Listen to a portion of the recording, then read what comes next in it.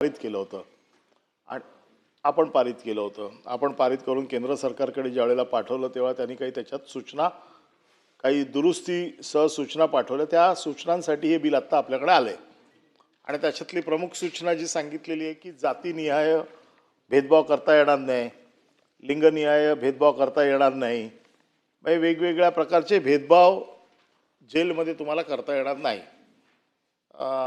मंत्री महोदयांच्या आशीर्वादाने, त्यांच्या मेहरबानीने किंवा राज्य सरकारने जे काही गेल्या 4 वर्षात आमच्यावर प्रेम केलं त्यामुळे ह्या जेलचा अनुभव चांगला आम्हाला मिळालेला आहे. त्याच्यामुळे जेल कसं चालतं किंवा जेल काय आहे हे वकील म्हणून, आरोपी म्हणून, किंबहुना राजकीय पक्षाच्या संबंधित या सगळ्या गोष्टी हाताळण्याचा अनुभव असलेला एक कार्यकर्ता म्हणून मला अतिशय चांगलं माहिती आहे. जेलवरती बोलायला गेलं तर 2 दिवसाचं वेगळं अधिवेशन घ्यावं लागेल. कारण एक ते जेलच्या बाहेर आपल्याकडे, कारण जेल एक वेगळं राज्य आहे. जसं आपली घटना आहे तशी जेलची एक घटना आहे अलिखित, आणि ती अलिखित घटनेवरती ते जेल चालत असतं. आणि त्या जेलच्या बाबतीमध्ये जेलचे नियम, जेलचे काय म्हणजे घटनेची जशी आपली कलम आहे तशी त्यांची कलम आहेत.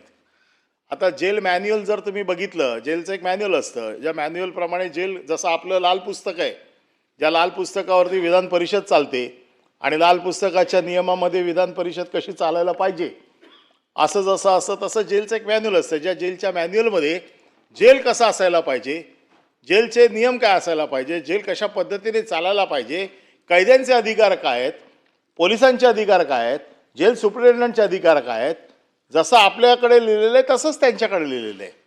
आता मी या सगळ्या गोष्टींमध्ये जाणार नाही कारण हा विषय आजचा नाही आहे. परंतु जो विषय आत्ता आपण जो ह्याच्यामध्ये आणलेला आहे हा कायदा बनवण्यापुरता ठीक आहे, परंतु प्रत्यक्षात जेलमध्ये काय परिस्थिती आहे. आज साधी मी एक छोटा विषय काढतो की ज्या आज पुण्यामध्ये साधारण आज येरवडा जेलमध्ये आज 70 गँगचे लोक आहेत. 70 गँग आहेत पुण्यात. या 70 गँगचे वेगवेगळे लोक हे पुण्यात आहेत. आणि मी हल्ली मध्यंतरी लोकलेखा समितीचा सदस्य म्हणून येरवडा जेलला आम्ही भेट दिली होती आणि सगळी माहिती घेतली की या 70 गँग कशा तुम्ही ऑपरेट करता. कारण हे 70 गँगचे लोक एकमेकांमध्ये मिसळले तर आतमध्येच गँगवॉर होईल, आतमध्येच मर्डर होऊन जातील आणि तशा ते होतात, पण आतमध्ये मारामारी होते. मग जेलचे एक वेगळे अधिकार असतात, त्याला जेलच्या भाषेत अलाराम वाजवणं म्हणतात. एकदा अलाराम वाजला की मग ते सगळे अधिकार त्यांच्या हातात येतात, मग ते काही करतात.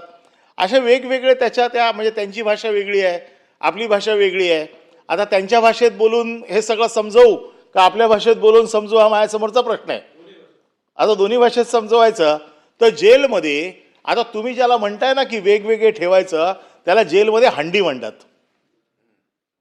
जेलमध्ये त्याला हंडी म्हणतात. आणि जेलचा आरोपी जो असतो त्याला पहिला प्रश्न विचारला जातो की तू कुठल्या हंडीत आहेस. आता तू कुठल्या हंडीत आहे असं ज्या वेळेला त्याला विचारलं जातं मग तो सांगतो की मी ह्याच्या हंडीत आहे. म्हणजे तो जो कोण दादा असेल, कोण जो भाई असेल, कोण. आता 1992च्या नंतर, विशेषतः 1992च्या नंतर ज्या वेळेला या देशात जातीय दंगली उसळल्या, त्या जातीय दंगली उसळल्याच्या नंतर जेलचे आरोपी धर्माप्रमाणे आपल्याला ठेवावे लागले. कारण हिंदू धर्माचे मुसलमान बाहेर दंगल चालू होती, त्या बॅरकमध्ये टाकता येत नव्हते, त्या बॅरकचे ह्या बॅरकमध्ये टाकता येत नव्हते. छोटा राजनचे लोक दाऊदच्या गँगमध्ये टाकता येत नव्हते, दाऊदचे लोक छोटा राजनच्या ह्याच्यात टाकता येत नव्हते. आता वैष्णव गँग तयार झाली आहे, ती पंजाबी लोकांची एक वेगळी गँग तयार झाली आहे. या पंजाबी लोकांचे ॲफिलेशन आपल्या पुण्यातल्या लोकांची शुभम लोणकरच्या गँगशी ॲफिलेटेड आहेत. त्याच्यामुळे तुम्ही हे जे काय आता सांगताय आम्हाला, हे ॲक्च्युली तिथे जेलमध्ये प्रॅक्टिकली तसं होतंय का? तसं होत नाहीये. तिथे जेल सुप्रिटेंडंट